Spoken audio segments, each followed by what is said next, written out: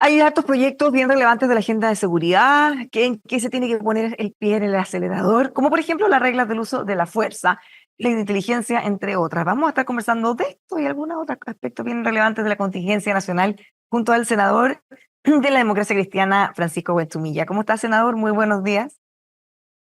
Hola, muy buenos días.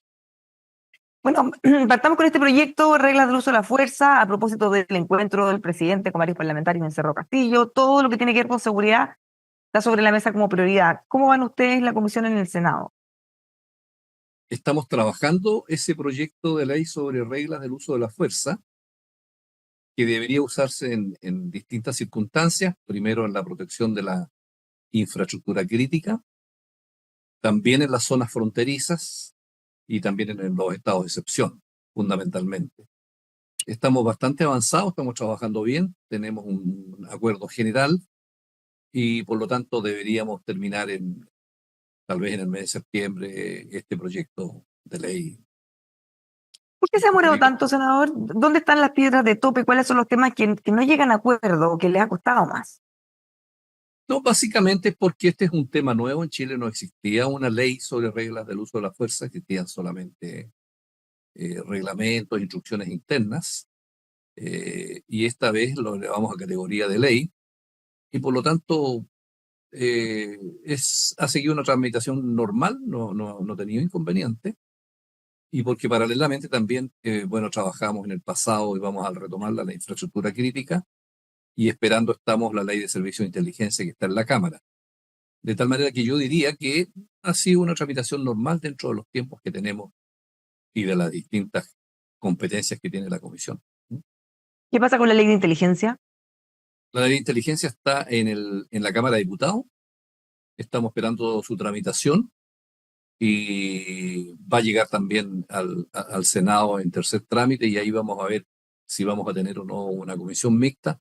Va a depender del estudio que hagamos de las reformas introducidas por la Cámara en segundo trámite.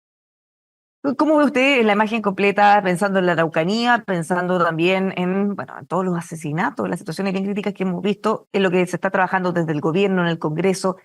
¿Nos estamos quedando atrás? ¿Estamos perdiendo esa batalla, senador? Bueno, ahí entramos a otro tema ya un poco más complejo, porque creo que en Chile pasamos de la delincuencia común a una categoría distinta, como es el crimen organizado, que ha penetrado en el país en los últimos años. Hemos tenido todo el tema de las zonas fronterizas, de la migración, del establecimiento de grupos criminales provenientes de otras partes. Ese es un fenómeno más complejo, más difícil, no obstante que legislación sobre crimen organizado nosotros tenemos, una ley que dictamos hace el año pasado, y por lo tanto esa ya es una arquitectura jurídica que la tenemos. Ahora falta entonces la implementación de la ley de servicios de inteligencia, eh, y un par de cosas más para el Ministerio Público, pero creo que lo central sería la ley de servicios de inteligencia para encarar ese nuevo fenómeno distinto. Y yo agregaría la reforma carcelaria, que es fundamental en ese tipo de delitos y de organización criminal. Entonces, por ahí, digamos, yo diría que por lo menos en el legislativo estamos avanzando en esa materia. A propósito de la Araucanía, Comisión por la Paz, también estamos todos expectantes de qué va a ocurrir en esa instancia. Cuéntenos cómo ha sido el trabajo en estos meses y cuándo vamos a tener un hito. La comisión está trabajando normalmente muy bien, hemos estado todo un año, poco más. Nos reunimos todos los jueves en La Moneda, durante ya cerca de más de 40 sesiones, y hemos acumulado todos los antecedentes necesarios para tomar una decisión, vale decir, todos los servicios públicos, todos los actores públicos, privados, dirigentes, gremiales, empresariales. Hemos hecho visita en terreno, hemos estado con los expertos, con intelectuales, en fin. Yo diría que ahora vamos a entrar derechamente a escribir las propuestas, las definiciones que queremos presentar al país, y eso sugiere sesiones donde podemos conversar, donde podamos negociar, donde se tienen que ceder algunas posturas y ver de qué manera logramos un consenso entre los 8 comisionados que tenemos esa tarea. Yo diría que estamos bien aspectados para entrar a esta etapa final, que son 2 meses. En definitiva, septiembre, octubre, porque queremos entregar esto en el mes de noviembre. ¿Hay algunos preacuerdos, por ejemplo, que las cosas que ustedes propongan todas sean acordadas por unanimidad? Por ejemplo, ¿cómo se han puesto más o menos algunas reglas o algunos marcos para tratar de que esto salga con la mayor fuerza posible? Al inicio de nuestro trabajo, nosotros acordamos que lo mejor, desde el punto de vista político, es que pudiéramos tener un acuerdo por consenso, o sea, en que estuviéramos de acuerdo los 8, para que tenga la fuerza necesaria respecto de esas propuestas, porque si empezábamos a votar, iban a haber mayorías y minorías, y estábamos entonces reproduciendo probablemente la discusión que hay en el país donde hay distintas posturas, y la idea es que nosotros, al interior de la comisión, pudiéramos superar eso y decir, mira, es posible llegar a un acuerdo, y para lo cual todo el mundo tiene que estar dispuesto a escuchar, a tolerar y también a ceder en sus posturas, para tener un mínimo común denominador que le haga cuento al país, al mundo político, pero fundamentalmente a los actores, o sea, al pueblo mapuche, a los agricultores, las forestales y todo lo que involucra el, el, el, el tramado social en la Araucanía y en las otras regiones del sur. Ahora, esto ustedes lo definieron al principio, ya, pero habiendo pasado ya casi un año, ¿cómo ven? ¿Se mantiene esa disposición? Ustedes, ya habiendo conversado con tanta gente, habiendo tenido tantas reuniones, ¿ven que es posible llegar a algunos puntos de acuerdo? Quizás no va a ser algo maximalista, pero puede ser algo mucho más realista y factible de concretar. Exactamente, estamos con la misma disposición, esa regla no ha variado, y más aún yo creo que se ha acentuado la posibilidad de un acuerdo, porque hemos tenido un clima de mucho respeto y de mucha colaboración entre todos. Se ha logrado un buen clima, digamos, en el trabajo de la comisión.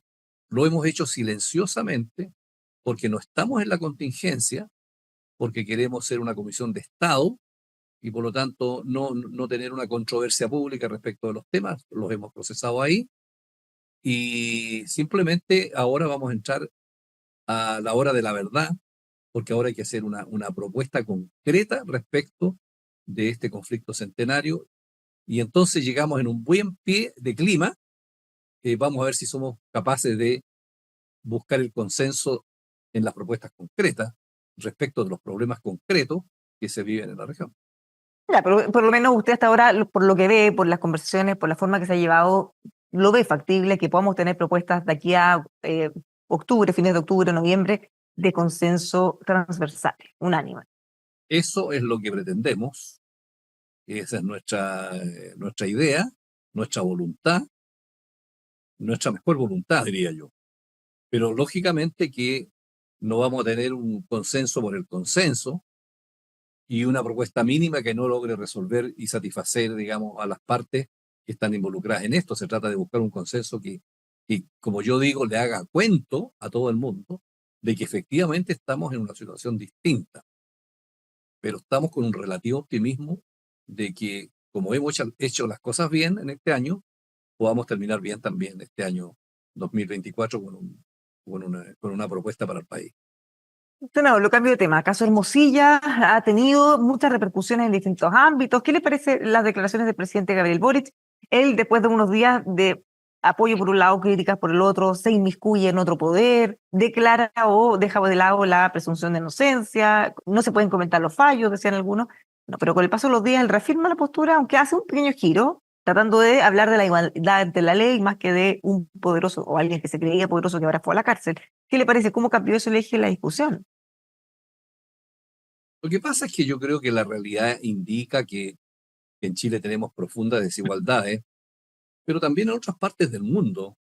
Es la naturaleza humana donde hay gente que tiene más poder que otra.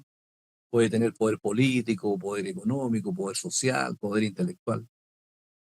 Y entonces lo importante es que esa gente que tiene más poder tenga una misma rasante para la ley y para la aplicación de la justicia respecto de aquellos que no tienen poder. Entonces yo mismo siento de que de repente no es el mismo parámetro para los que tienen más poder que para la gente de a pie, común y sencilla, la gente más modesta de Chile. Entonces hay un tema ahí, es verdad. Si aquí se ha abierto una caja de Pandora con un hombre poderoso que tenía tantos vínculos. Entonces eso es una realidad. Ahora, ¿qué opinar sobre eso? Naturalmente depende del rol que uno tenga, porque no es el mismo rol el que uno sea un ciudadano, que sea un diputado o que sea un presidente de la República. Entonces yo digo, constatando esa desigualdad, creo que el presidente es el jefe del Estado y por lo tanto es el jefe de todo lo que significa nuestro país y el Estado. Entonces creo que él pensando eso en su rol de jefe de Estado, yo creo que a lo mejor lo que tiene que hacer él es resaltar el imperio del derecho, el cumplimiento de la ley y el funcionamiento de las instituciones, más que personalizar y manifestar una cuestión subjetiva respecto de lo que pasó con la prisión preventiva. A mí me gusta más Ah, eso de funcionamiento de las sí, instituciones. además salen estas comparaciones odiosas respecto a cómo actuó frente a la prisión preventiva del exalcalde Jadwe, que en ese caso no dijo algo parecido. Entonces, bueno, da espacio para que se generen toda esta polémica entre medio. Por eso creo yo que el jefe de Estado tiene que hacer valer que las instituciones funcionen, que el Estado de Derecho se aplique a todo, que la ley sea pareja, exactamente en esa dirección, más que en los efectos personales que pudiera tener una medida judicial respecto de una determinada persona en la posición cualquiera que ella tenga. ¿Mm? Ahora, mirando las esquilas que ha tenido este caso, bueno, una de ellas ha llegado hasta el ministro Matus. Se ha planteado incluso la posibilidad de hacer una acusación constitucional. ¿Cómo lo ve usted? Eh, yo creo que esta situación del señor Hermosilla y todos los chats donde hay más de 700.000 hojas, dicen, claro, yo creo que puede tener muchas novedades, puede tener muchas sorpresas y probablemente muchos pueden estar nerviosos al respecto. Y claro, cuando aparecen influencias en determinados niveles del Estado, de los poderes judiciales, en fin, fiscales, parlamentarios, naturalmente que la opinión pública dice, bueno, ¿cómo es posible que tengamos una informalidad fuera de las instituciones operando de esta manera? Entonces, claro que produce un problema, sobre todo si esto afecta a personeros que tienen responsabilidad pública. Ahora, respecto de específicamente del ministro Matu, eh, bueno, en su momento nosotros en el Senado aprobamos su nombramiento. Yo personalmente hablé en la sala, le di mis razones para votar en contra, pero desconozco, digamos, los antecedentes que puedan tener los diputados para hacer una acusación constitucional y como senador no me corresponde inmiscuirme en eso porque si llegara a pasar esa acusación, yo No, tendría que usted tendría actuar que como ser. jurado para Bueno, poder tomar bueno. una decisión al respecto.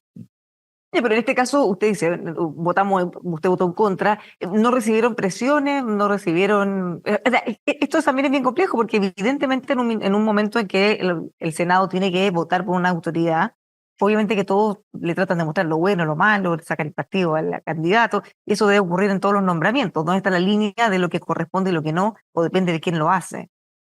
Claro, cuando se le da el rol al Senado de participar en el nombramiento de una alta autoridad, en este caso de la Corte Suprema, la pregunta es cómo debe actuar no tanto el Senado, sino que cada senador que va con su voto a posibilitar este nombramiento. Pero yo digo que aquí hay un primer filtro que es la Corte Suprema, porque la Corte hace una quina y yo parto de la base que la Corte Suprema hizo los estudios pertinentes de la carrera judicial, de los antecedentes académicos, profesionales, de probidad, y dijo, bueno, aquí están los cinco, y yo entiendo entonces que esas cinco personas están habilitadas por decisión de la Corte Suprema para formar parte de ella. Después viene otro filtro que es el presidente, quien elige entre los cinco a alguien. Entonces tenemos otro filtro. Entonces cuando llega al Senado la pregunta es, bueno, ¿y cuál es el rol del Senado? ¿Cuál es la mirada? Si ya ha sido esta persona objeto de todos estos exámenes previamente por dos poderes del Estado. Entonces ahí entran las distintas variables, ¿no? Y por lo tanto uno tiene que conocer el personaje y muchas veces a uno lo llaman y se lo recomiendan, gente conocida, amiga, etcétera. Se produce esa informalidad, aunque en la Comisión de Constitución del Senado nosotros en su momento hicimos una reglamentación al respecto, haciendo audiencias públicas, abriendo una página web para que todo el mundo pudiera opinar y teniendo una sesión donde podemos hacer preguntas a los candidatos, etcétera. Eh, y en ese sentido, por lo menos concretamente respecto al ministro Matu, yo nunca recibí llamado de nadie, ni de él, ni de una persona, tercera persona. Simplemente yo me basé en antecedentes objetivos y tomé mi decisión. Senador, el tema de fondo que ha generado todo este ruido es, ¿realmente puede haber una persona, es factible, o lo era, quizás no en este caso, pero tan poderosa, tan influyente? Porque lo ponen en el caso Cabal, que habría hecho gestiones con la exministra Nelly Uriarte, por en este caso, lo ponen en otro caso donde habría hecho gestiones para acelerar permisos de una empresa. Entonces, bueno, y eso es lo que sabemos hasta ahora, quién sabe cuántas otras cosas más. El mismo jefe o ex jefe de asesores del gobierno, del presidente, decía que lo tenía como abogado porque era importante. O sea, decía, miren la persona que tengo, porque no cualquiera puede llegar y demandar al jefe de asesores del gobierno. ¿Puede existir una figura tan poderosa o estamos exagerando un poco o realmente es así? Yo creo que existen muchas personas poderosas y unas más que otras, porque, bueno, este es un país chico, digamos, con 18 millones de habitantes. Tenemos universidades clásicas que siempre han formado a los dirigentes en Chile, bueno, la Universidad Católica, la Universidad de Chile. Yo mismo provengo de la Universidad de Chile y por lo tanto, a partir de la universidad se van formando muchas relaciones, amistades, conocimientos más o menos profundos. Y entonces, claro, es fácil este tipo de influencia. Y por eso que siempre se ha insistido tanto por algunos presidentes en que las instituciones funcionen, y uno dice aquí lo que tiene que haber es la ley, la que funcione más allá de los amiguismos, de los conocimientos. Entonces, bueno, eso sucede porque yo mismo, por ejemplo, llegué a ser senador y en su momento yo tenía 3 compañeros de curso que estaban en la Suprema, en que nos conocimos entonces desde jóvenes, desde niños, diríamos, ¿no? A los 18 años. Bueno, y después de Claro. los años yo estoy en el Senado y ellos estaban en la Corte Suprema. Pasa eso. Entonces, inevitablemente, uno dice, ¿cómo regulamos este poder que tienen una determinada persona? Y de repente hay personas como, al parecer, el señor Mosilla, que acumuló tanto poder y relaciones sociales, universitarias, qué sé yo, de todo tipo, y a lo mejor tenía habilidades para hacer ese tipo de trabajo, donde se producen conflictos de intereses al margen de la ley, en una informalidad que lleva totalmente a la desconfianza. Si el problema es que entonces la gente deja creer en las instituciones y piensa que todo se hace tras bambalinas. Y eso creo yo le hace muy mal al país. Claro, esta noticia en desarrollo porque todavía falta mucho WhatsApp y cosas por conocer. Ahora, senador, para cerrar, 4 de septiembre. Hoy tenemos un nuevo aniversario desde el plebiscito salida, el triunfo del rechazo, que para algunos hizo terminar el gobierno, el programa de gobierno, cambió el eje toda la discusión, además de lo que significó el rechazo propiamente tal y el fracaso de ese proceso. ¿Cómo lo ve, habiendo pasado ya algunos años? ¿Se han hecho las autocríticas, los mea culpa correspondientes? ¿Se aprendió una lección? Yo no sé si se ha hecho una autocrítica sobre esta materia en los sectores dirigentes, pero yo eh, el otro día cuando fui invitado junto con Alfredo Moreno al encuentro empresarial de la Araucanía, yo le decía, mire, yo fui invitado a este mismo encuentro hace 10 años atrás cuando yo era intendente. Y vengo ahora el 2024 y estamos en el punto de partida. Entonces yo digo, ¿por qué en Chile nos cuesta tanto llegar a acuerdos? ¿Por qué todavía después de 10 años estamos en lo mismo acá en este panel? Entonces, ¿por qué no nos pusimos de acuerdo en una nueva constitución? Tuvimos dos procesos fallidos. No nos ponemos de acuerdo en las pensiones. Bueno, no nos ponemos de acuerdo en modificar el sistema político. ¿Por qué nos pasa eso? Entonces, claro, hoy día 4 de septiembre fue un proceso frustrado por un maximalismo donde no se pudo ser flexible y buscar un acuerdo que le hiciera sentido a todo el mundo. Y lo mismo pasó después en el segundo proceso. Por eso que yo digo, en esta Comisión de la Paz y Entendimiento, nosotros no queremos volver a decirle al país, mire, vamos a fracasar por falta de intolerancia y de flexibilidad en el análisis de los problemas que tenemos que hacer.